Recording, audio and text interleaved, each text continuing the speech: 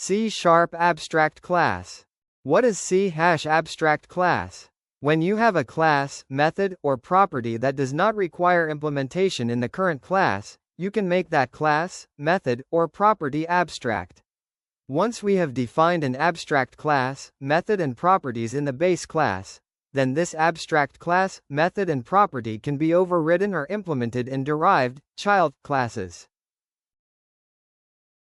Abstract class and method. We cannot create instances of an abstract class directly. It serves as a blueprint for other classes, derived classes, to inherit from. Abstract classes can contain both abstract and non-abstract members. Abstract methods within an abstract class are meant to be overridden by derived classes, while non-abstract methods can have implementations and are inherent. In the given example, we have an abstract class fruit which has one abstract method named fruitColor, and also has a non-abstract method named fruitTaste. Abstract method implementation. Abstract methods are declared within an abstract class and do not have a method body. They are intended to be implemented by any non-abstract derived class. When you inherit from an abstract class and override its abstract methods, you provide the specific implementation. In the given example, we have an abstract class fruit which has one abstract method named fruitColor. We have a mango subclass also, which is inherited from the fruit class. This mango subclass has overridden the abstract method fruitColor. Abstract properties and indexers. Similar to abstract methods, you can declare abstract properties and indexers within an abstract class. These properties and indexers must be implemented in derived classes. In the below example, we have a fruit abstract class which has an abstract property named colorName. Using abstract properties. When you create a derived class from an abstract class, you must provide concrete implementations for all abstract members. You can also choose to override non-abstract members if needed. In the given example, we have an abstract class named fruit, and this abstract class has an abstract property named colorName.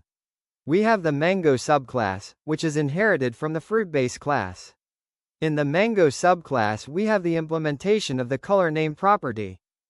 Rules for abstract class. An abstract class is declared using the abstract keyword.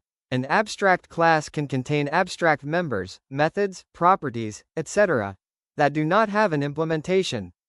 These must be implemented by any non-abstract derived class.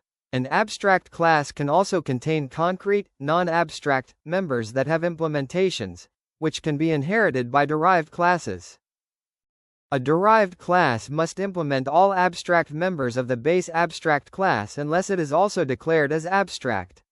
You cannot create an instance of an abstract class directly.